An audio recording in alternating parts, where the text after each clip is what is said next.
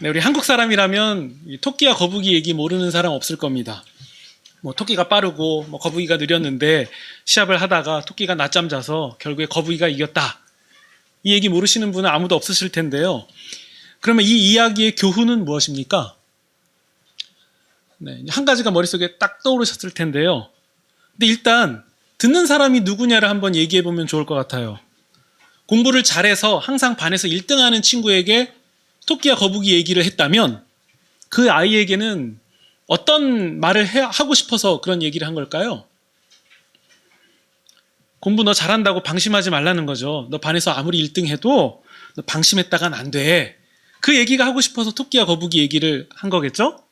네, 그럼 이번에는 학습 능력이 조금 부족한 그런 아이에게 토끼와 거북이 이야기를 들려줬다고 해봅시다. 그러면 그때 토끼와 거북이는 어떤 교훈을 주고 싶어서 한 얘기일까요? 너가 조금 부진한 것 같아도 묵묵히 열심히 하면 좋은 결과가 있을 거야. 이 얘기가 하고 싶은 거잖아요. 그러면 같은 토끼와 거북이 이야기인데 왜 결론이 다를까요? 한 사람은 토끼에 적용하고 한 사람은 거북이에 적용되기도 하고 결론이나 교훈이 같은 얘기인데 달라진다는 거예요. 그러면 어떤 결론, 어떤 교훈이 맞습니까? 둘 다 맞죠? 네. 그러면 이런 식이면은 교훈이 3가지, 4가지, 5가지도 될 수 있을까요? 그렇기도 한 것 같아요. 듣는 사람이 누구냐에 따라 달라져요. 그러면 그 이야기가 주는 교훈이 뭡니까? 목적이 뭡니까? 라고 물어본다면 우린 가장 먼저 생각해야 되는 부분이 바로 누가 들었냐예요. 누가 들었냐. 네. 그러면 저분이 저 얘기 왜 했어? 라고 물어볼 때 이 얘기를 누가 들었지? 를 먼저 생각해야만 그 얘기의 목적과 결론이 뭔지를 우린 정확히 이해할 수 있는 거예요. 네, 일단 토끼와 거북이 얘기는 여기서 접어두고요. 네, 오늘 우리는 창세기 1장을 읽었습니다. 워낙 우리가 많이 보니까 잘 알잖아요. 태초에 하나님이 천지를 창조하셨다. 네, 사실 2장 3절까지 읽고 싶었지만 시간상 5절까지만 읽었습니다. 오늘날 현대 신자들은요, 이 창세기, 이 천지 창조 내용을 읽고서는 대체로 이런 얘기들을 합니다. 창조론이 맞을까? 진화론이 맞을까? 혹은 하나님이 6일간 천지를 창조하셨다고 하는데 그러면 그때 하루는 24시간이었을까? 아니면은 1억 년이었을까? 네, 이런 식으로 어떤 이 현대인만의 관점, 그러니까 과학적 관점으로 이 천지 창조 사건을 바라보는데요. 물론 여러분들도 그런 관점으로 많이 접해 보셨을 거예요. 물론 그런 접근으로 창세기 기사를 이해하는 것도 물론 중요하고 필요합니다. 과학자들은 더욱 과학적인 연구를 많이 해서 더 훌륭한 연구 결과물을 발표하시면 좋겠고, 또 신학의 영역에서는 신학자들이 더 많은 연구를 통해서 이 과학과 신학의 이 간극이 좀 점차 좁혀진다면 좋겠습니다. 그런데 오늘은요, 그런 얘기가 아니라 그러니까 창조론이냐 진화론이냐 하나님이 첫째 날은 뭐를 만드셨냐 이런 접근 말고요. 오늘 집중하려고 하는 부분은 창세기 1장 이 천지 창조 기사를 누가 들었냐예요. 누가 들었냐. 네, 이제 제가 토끼와 거북이 얘기를 왜 했는지 감이 오시죠? 누가 들었냐에 따라서 이 창세기의 천지 창조 내용이 어떤 결론인지, 어떤 목적인지, 무엇을 말씀하려고 하시는지가 분명해집니다. 누가 들었냐를 먼저 따져야 되거든요. 네, 우리가 출애굽기를 함께 10계명을 함께 나눌 때 다른 신이 없다라는, 다른 신을 섬기지 말라라는 1계명, 그것이 우리가 단순히 아는 것처럼 하나님이 너무 질투심이 많으니까 막 화가 나신다거나 삐져서 못 만들게 하셨다, 이게 아니라는 거 우리 잘 나눴죠? 그 계명에 담겨있는 의미는 다른 거였잖아요. 마찬가지입니다. 오늘 창세기에서 우리가 나눌 내용은 좀처럼 여러분이 들어보지 못했던 얘기일 거예요. 그럼에도 여러분들이 매우 익숙한 내용이 될 것입니다.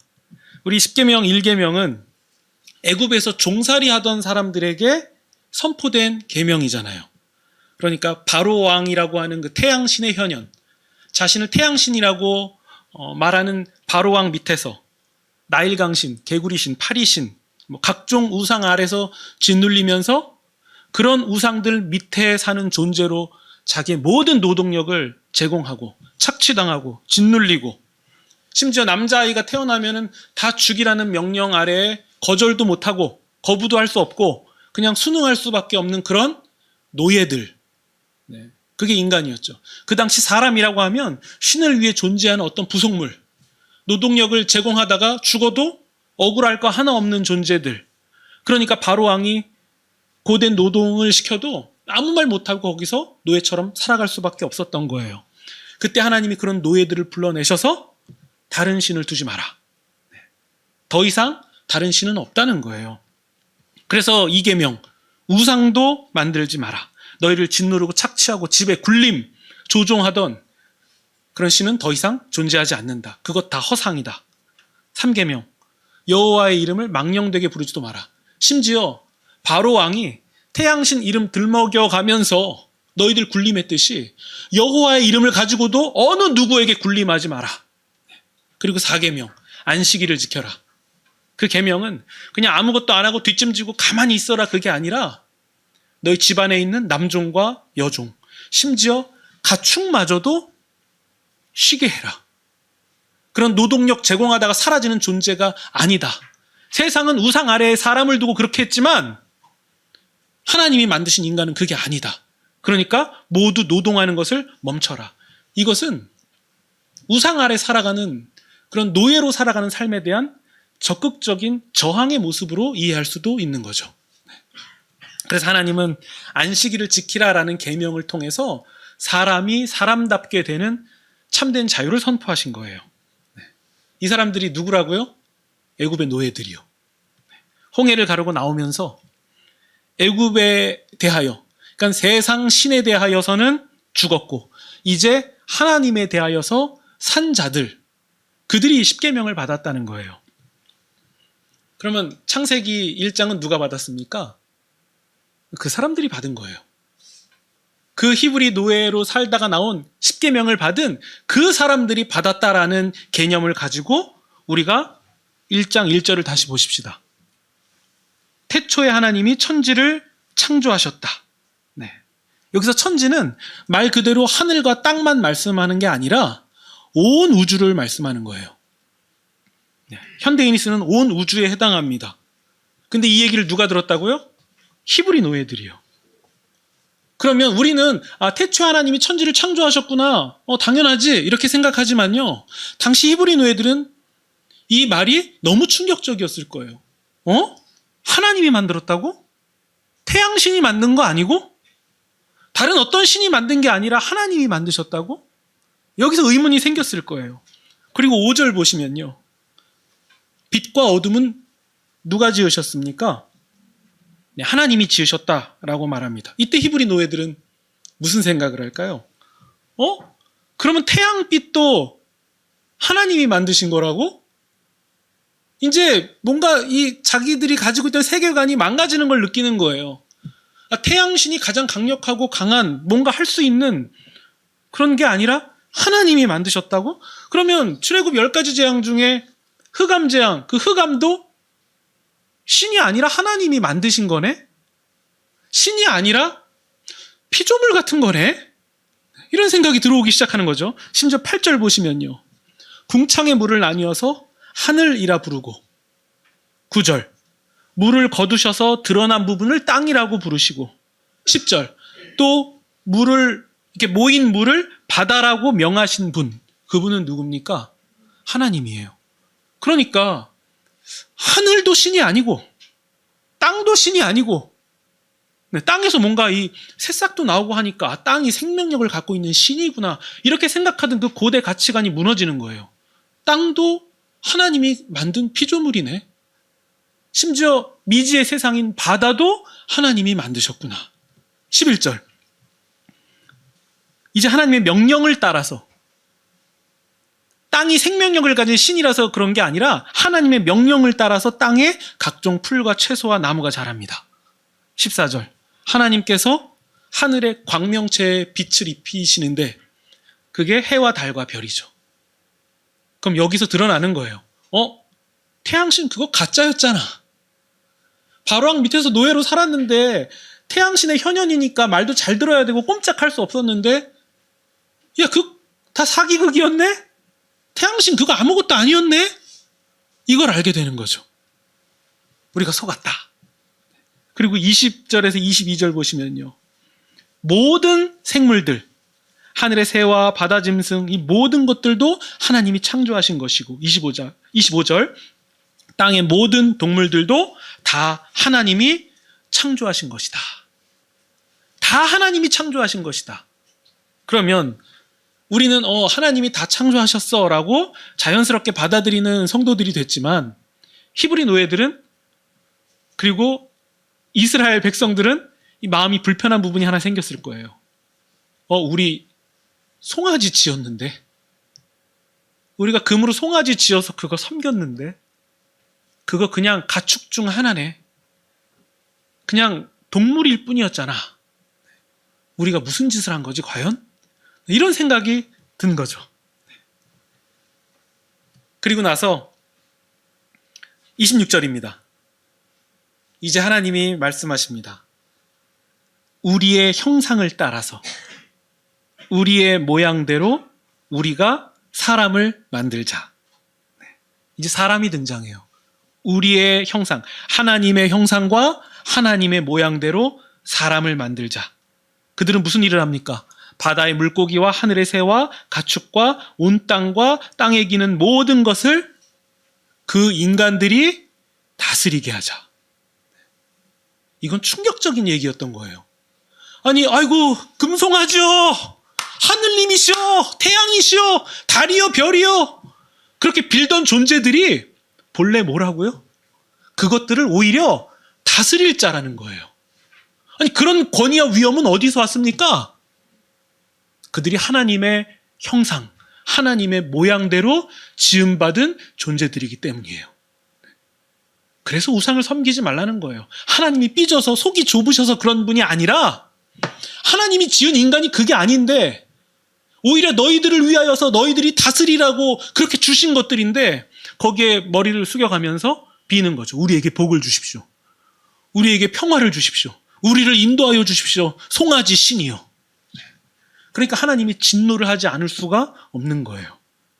27절, 하나님이 자기 형상, 곧 하나님의 형상대로 사람을 창조하시되 남자와 여자를 창조하셨어요.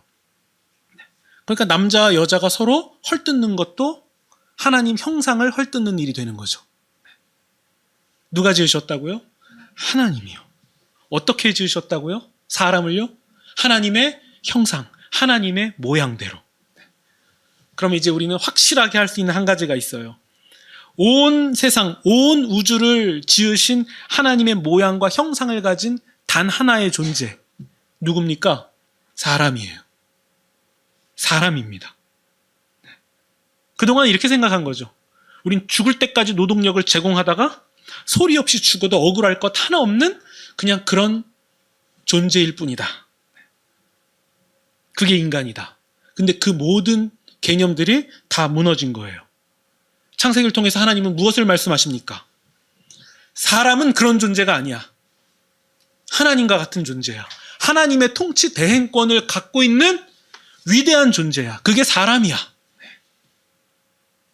여러분, 이게 복음이에요. 이게 복음이에요. 사람이 그런 존재다라는 사실이 복음입니다. 28절 보면 더 뚜렷하게 드러나요. 하나님이 그들에게, 사람들에게 복을 주시며 그들에게 이르시되 생육하고 번성하며 땅에 충만하고 땅을 정복하고 바다의 물고기와 하늘의 새와 땅에 움직이는 모든 생물을 다스리라. 사람은 누구라고요? 집에 착취, 굴림, 조종당하는 존재가 아니라 다스리는 존재예요. 하나님 주신 모든 우주 만물을 다스리는 존재가 사람입니다. 이게 복음이에요. 그러니까 천지 창조, 창세기 1장의 내용은 진화론이냐 창조론이냐, 지구의 나이가 6,000년이냐 뭐 60억 년이냐 뭐 이런 것을 말하기 이전에, 그것도 물론 중요한 내용인데요, 다른 더 중요한 것을 말씀하고 있었던 거예요. 사람이 하나님 형상이다. 사람이 하나님 형상이다. 세상을 숭배할 것이 아니라 사람이 하나님 형상이다. 이것을 신약의 표현으로 바꾸면 뭐겠습니까? 이웃을 사랑하라. 그러니까 사람을 사랑하는 것이 왜 우리 하나님을 사랑하는 것인지 우리가 더 설명하지 않아도 알 것 같지 않습니까? 사람이 하나님의 형상이기 때문에 그렇습니다. 그래서 신약 성경은 그토록 이웃을 사랑하라고, 사람을 섬기라고, 존중하라고 그 얘기를 그토록 많이 하는 이유가 뭐냐면 사람 그 자체에 있는 게 아니라 우리가 사람을 섬길 때 그게 하나님을 섬기는 일이 되기 때문이에요. 그래서 우리는 사람이 하나님 형상이라는 사실을 마음에 깊이 담을 때 우리는 달라질 수밖에 없는 겁니다. 우리가 사는 세상을 한번 보세요. 사람이 하나님 형상 대우를 받습니까? 그런 세상입니까? 세상에서 가장 좋은 나라 가면은 사람이 하나님의 형상 대우 받습니까? 사람은 온통 적이잖아요. 미움과 증오의 대상이고 약자는 짓밟아야 되고 힘 있는 자들은 정의마저 자기 유리하게 굽어지게 만들어버리고 남자와 여자가 갈등하고 어린 자와 연로한 자가 서로 혐오하고 갈등하게 만드는 세상이 우리가 살아가는 세상 아닙니까? 그냥 그건 당연한 거다라고 받아들이고 어느샌가 우리는 그렇게 살고 있지는 않냐는 거예요. 타인의 아픔과 고통을 보고도 나만 아니면 돼. 내가 안 당했잖아. 내 주변에 가까운 사람들이 당하지 않으면 된 거야. 이런 생각이 저변에 깔려 있기도 하고요. 그냥 당장 내가 먹고 사는 거에 문제가 없으면 타인이야 뭐 어떻게 되든 그렇게 중요한 문제가 아니고, 심지어 뉴스에서 사람이 죽는 얘기가 나오고 그것도 한두 사람이 아니라 굉장히 많은 사람이 죽는 사고를 보고 들으면서도 그거 불쌍하게 여길 거 없다고, 그거 다 정치 싸움이라고, 시체팔이 하는 거라고, 그런 사탄이나 할 법한 그런 말을 신자들도 동일하게 하고 있지는 않습니까? 그런 말 하는 순간 사람이 하나님의 형상이라고 말씀하신 성경의 첫 문을 닫아버리고 잠가버리는 일이에요. 하나님이 매우 싫어하는 일이에요. 그게 우상숭배가 아니면 뭐가 우상숭배입니까? 이런 세상 가운데서 사람이 하나님의 형상이라고 외치는 이 복음이 설 자리는 어디입니까? 심지어 교회마저도 하나님 섬긴다고 하면서 실제로는 우상을 섬기고 있는 거 아닙니까? 이스라엘 백성이 하나님 섬긴다고 하면서 금송아지 섬긴 것처럼 오늘날 신자들도 하나님 섬기는 척하면서 실상은 돈, 권력, 성 이런 것들을 섬기고 있었던 거는 아니었냐는 거예요. 오늘 창세기 1장 우리에게 분명하게 얘기하고 있습니다. 사람이 하나님 형상이에요. 사람이 하나님 형상입니다. 지극히 작은 자에게 한 것이 곧 우리 구주 예수님께 한 거예요. 그러니까 사람을 존귀히 여기지 않으면서 예배드리면 이게 맞지가 않은 거예요. 틀린 거예요. 그러니까 예수님이 이렇게 말씀하시잖아요. 형제에게 원망 들을 만한 일이 생각나거든 화해하고 나서 그 다음에 제물을 드려라. 왜 순서가 그렇게 되죠? 사람이 하나님 형상이기 때문에 그렇습니다. 왜 다른 신을 두면 안 되죠? 사람이 하나님 형상이니까요. 왜 우상을 섬기면 안 됩니까? 왜 하나님의 이름을 망령되이 부르면 안 되죠? 왜 안식일을 지켜야 됩니까? 왜 부모를 공경하죠? 왜 살인하면 안 됩니까? 사람이 하나님 형상이기 때문에 그렇습니다. 그래서 바울은 갈라디아서에서 이렇게 말씀합니다. 5장 13절입니다. 형제들아, 너희가 자유를 위하여 부르심을 입었으나 그러나 그 자유로 육체의 기회를 삼지 말고 오직 사랑으로 서로 종노릇하라. 14절. 온 율법은 내 이웃 사랑하기를 내 자신같이 하라 하신 한 말씀에서 이루어졌다. 왜 이웃 사랑이라는 한 말씀에 온 율법이 다 이루어지는지를 더 설명하지 않아도 우리는 알 수 있죠. 사람이 가장 귀합니다. 이걸 마음에 담으시기 바랍니다. 사람이 가장 귀해요. 우리가 이 진리로 세상을 다시 바라보면 왜 우리가 정직해야 되는지, 왜 우리가 먹을 것으로 장난하면 안 되는지, 왜 사람의 인격을 무너지게 하면 안 되는지, 왜 사람의 단점과 한계, 그의 약점이 드러났을 때 보듬어 줘야 되는지, 이유가 분명해지는 거죠. 사람이 하나님 형상이기 때문에 그래요. 이것이 바로 천지창조에 담겨있는 의미입니다. 오늘날 인권이 많이 높아진 시대에서는 우리가 그 감격이 덜할지 모르겠지만요. 물론 그래서 복이죠. 이게 이제 자연스러워졌으니까요. 근데 성경이 처음 주어졌던, 하나님의 말씀이 처음 주어졌던 그 당시에는 정말 놀라운 얘기였습니다. 그래서 복음이었던 거죠. 지금도 여전히 복음이고요. 한 가지만 더 말씀드리고 말씀을 정리하겠습니다. 사람이 하나님 형상이라는 것은 나도 하나님 형상이라는 얘기예요. 여러분 자신도 하나님 형상이라는 뜻입니다. 물론 세상은, 또 사람들은 나를 하나님의 형상으로 대해주지 않을 수 있고, 세상은 그런 곳이기 때문에 어떤 면에서는 당연하기도 합니다. 그러나 바뀌지 않는 사실이 하나 있다면 그게 어떻든 간에 하나님이 지으신 나는 하나님의 형상이라는 사실이에요. 그래서 하나님 앞에서 내가 얼마나 존귀한 자인지를 인정하지 않는다면 그것도 사람이 하나님 형상임을 받아들이지 않는 불신앙이라는 사실을 꼭 기억하시면 좋겠습니다.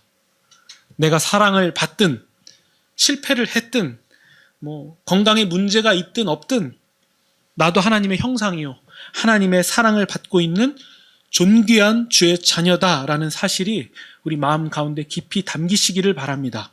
그러면 우리는 이렇게 말할 수 있죠. 하나님은 어떠한 분이십니까?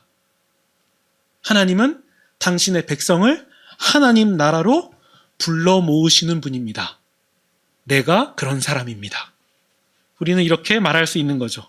그래서 이 복음과 진리가 주는 감화로 다시 세상을 향하여 힘있게 전진하시는 그런 저와 여러분이 되시기를 주님의 이름으로 축원드립니다.